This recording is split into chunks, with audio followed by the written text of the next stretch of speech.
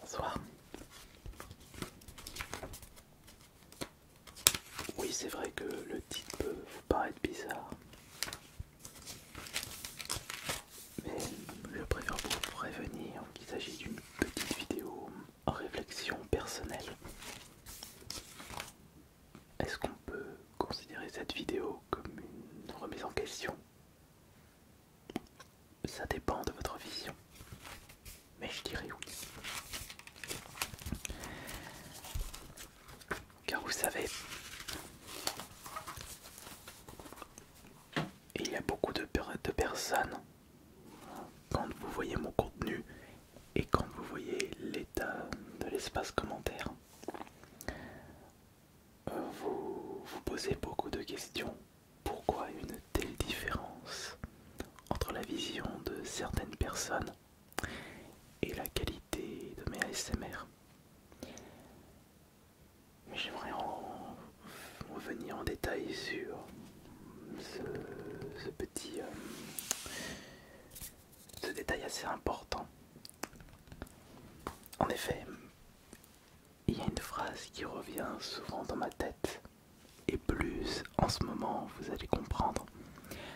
Je me remarque qu'il est très difficile pour un artiste ASMR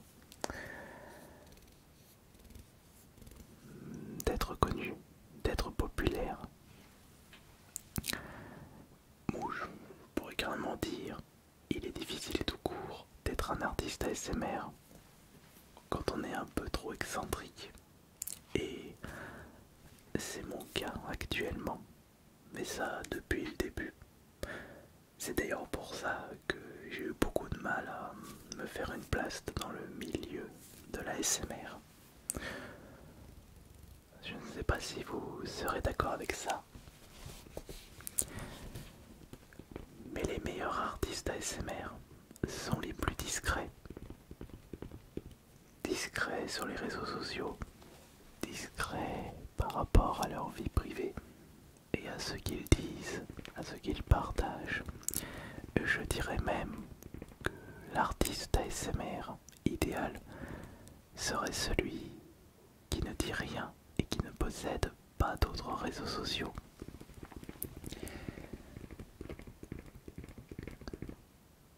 Et un artiste ASMR idéal est une personne qui consacre son temps et son art à la relaxation et qui ne fait rien d'autre à côté. En effet, ces artistes ASMR n'auront pas de polémique, n'auront pas de drama sur leur dos. Et ce sont deux choses qui peuvent alterner l'expérience ASMR chez le public.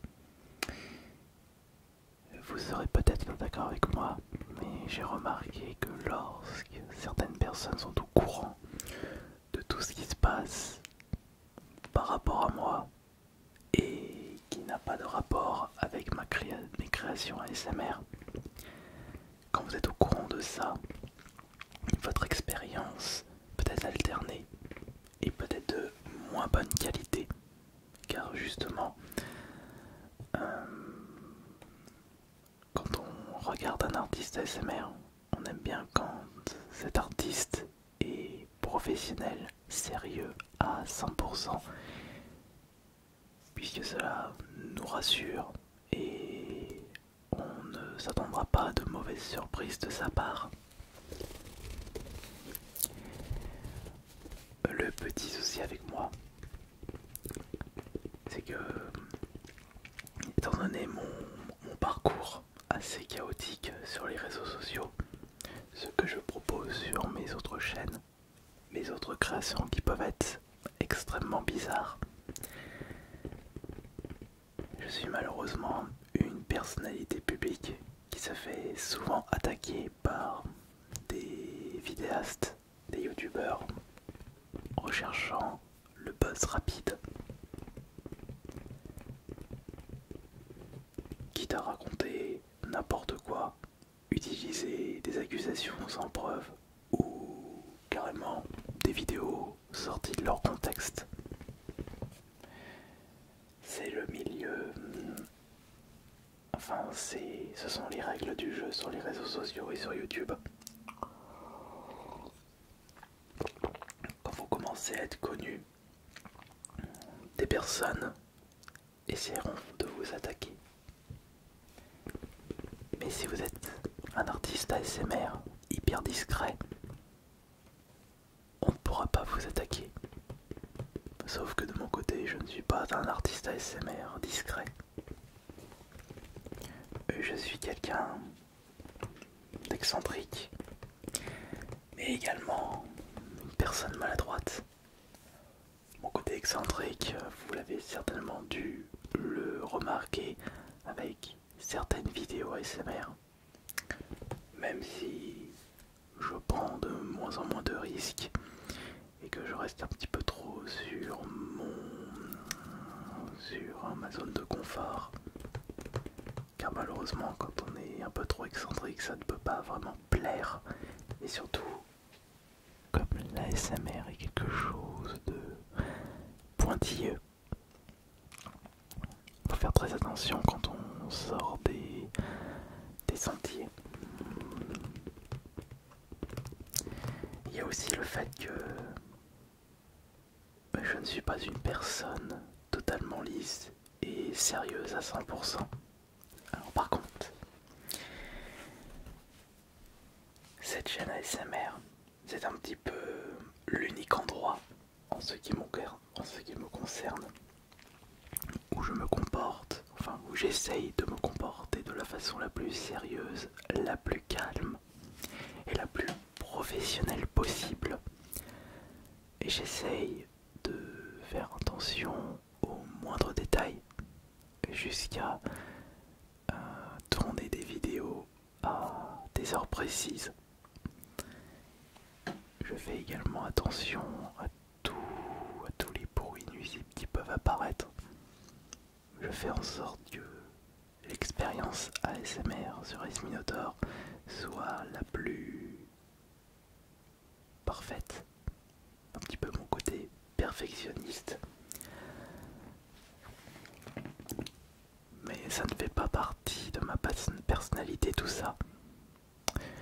Et j'ai ce besoin de partir en vrille pour justement, en tant qu'amusement personnel.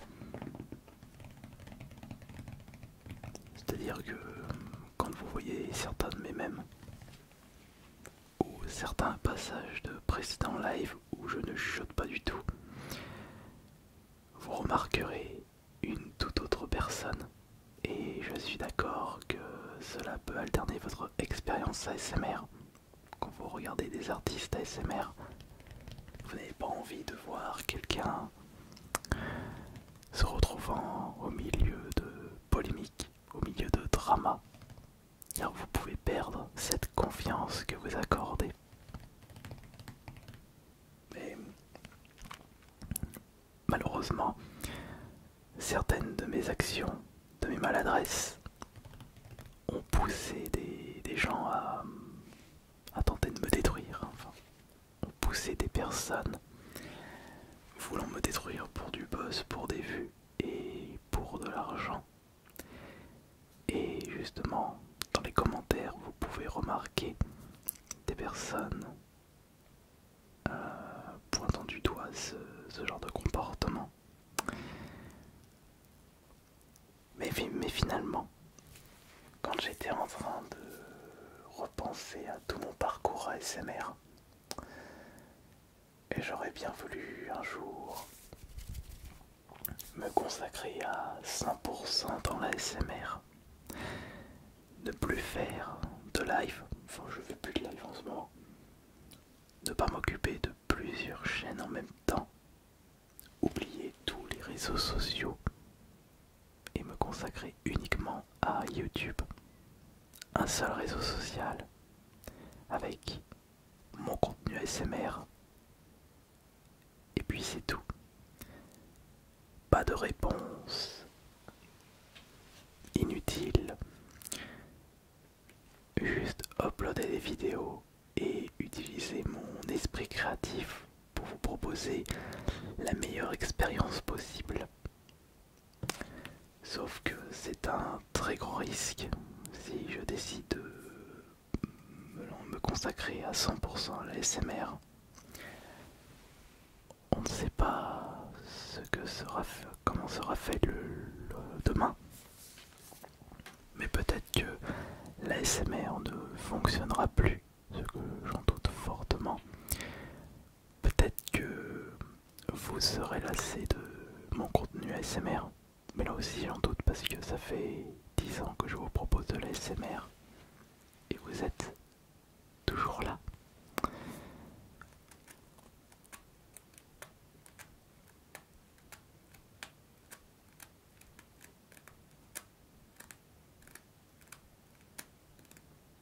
Et malheureusement pour moi, j'ai cet esprit un peu trop créatif qui me pousse à partir à droite à gauche et à proposer du contenu sous différents formats.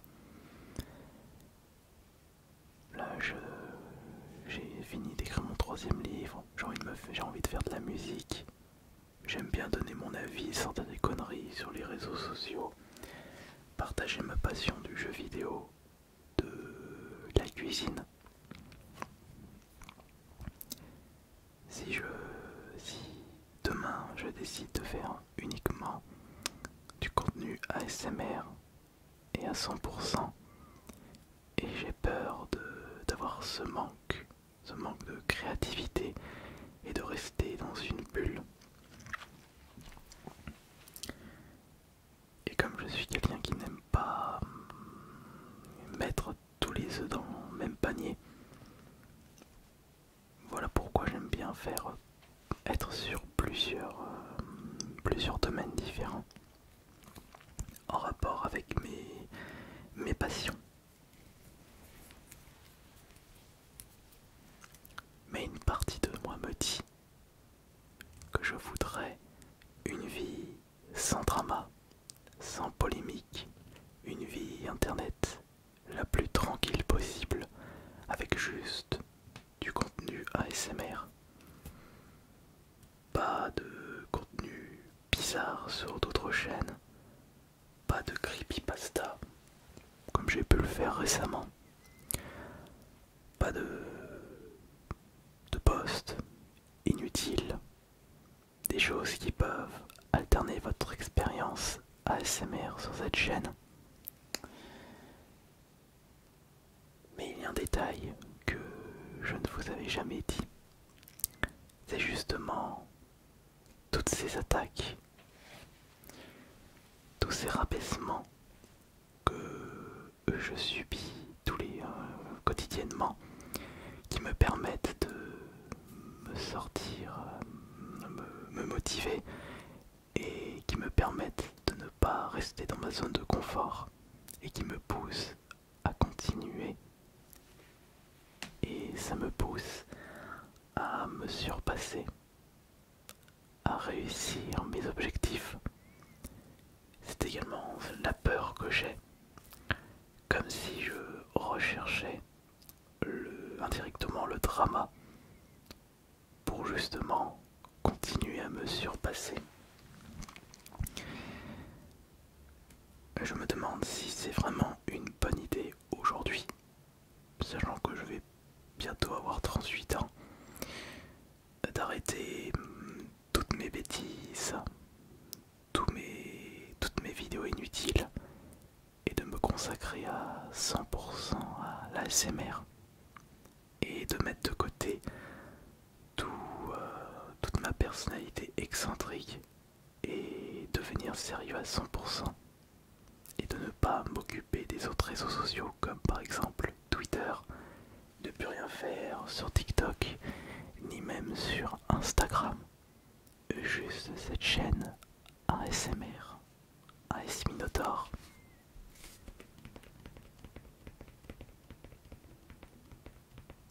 Si je reste sérieux à 100%,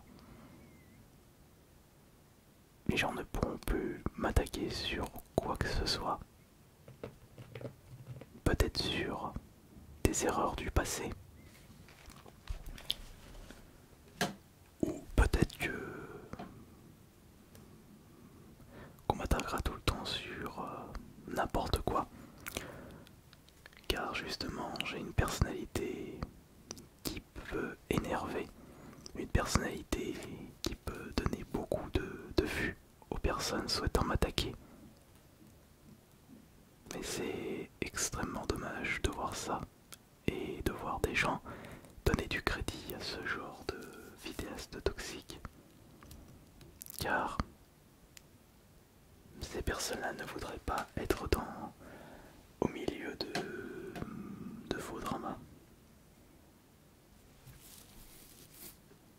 D'ailleurs, mais pourquoi je vous propose cette vidéo bizarre? C'est pas vraiment de la relaxation, cette phase de réflexion. Et je me demande si c'est compréhensible ce que je dis. Ou est-ce que c'est totalement inutile sur le fait que je ne me concentre pas sur le sujet principal de cette chaîne qui est l'ASMR. Ouais, je suis en train de me poser beaucoup de questions là. Une nouvelle remise en question. Mais si je décide de consacrer à 100% cette chaîne ASMR, je n'atteindrai pas l'objectif du million d'abonnés sur ma chaîne principale. Alors que j'en suis déjà à 605, bientôt 655 000. Non, là je suis vraiment en train de me remettre en question une nouvelle fois. C'est vrai que ça peut être très bien. Tu fais juste des petites vidéos de relaxation tranquilles, sans prise de tête. Plus de drama, plus de polémique, plus d'attaques. Mais il faudra ranger dans un placard le côté excentrique, le côté pas sérieux, un petit peu foufou, et mettre de placard une grande partie de l'esprit créatif. Sauf si cet esprit créatif peut être utilisé efficacement pour créer du nouveau contenu ASMR. Là aussi, c'est un risque à prendre. Et surtout, si je me retrouve à être tranquille, est-ce que j'aurai autant d'hargne pour continuer à produire du contenu? Ça, c'est une très grande question. Mais dans tous les cas, sachant que je n'ai rien à me reprocher, je peux continuer à partager ce que j'aime faire. Mais ça reste quand même très frustrant de voir tant de personnes croire n'importe quoi sur internet. Et ça reste frustrant de voir des personnes qui n'ont pas cette faculté de prendre du recul, de réfléchir. Après ça, c'est pas seulement internet, c'est propre à notre société, à l'être humain. Beaucoup de personnes ne souhaitent pas réfléchir, ne souhaitent pas lire et préfèrent suivre la vie du troupeau. Mais là on part sur un autre débat. Vous savez c'est quoi le pire dans tout ça? C'est que cette idée de me consacrer à 100% à l'ASMR et de ne plus rien faire à côté, je l'avais déjà en tête il y a quelques années, au moment où Ice Minotaur était à son plus haut niveau. Mais depuis qu'il y a eu ce début de chute, je me suis de nouveau remis en question pour la suite.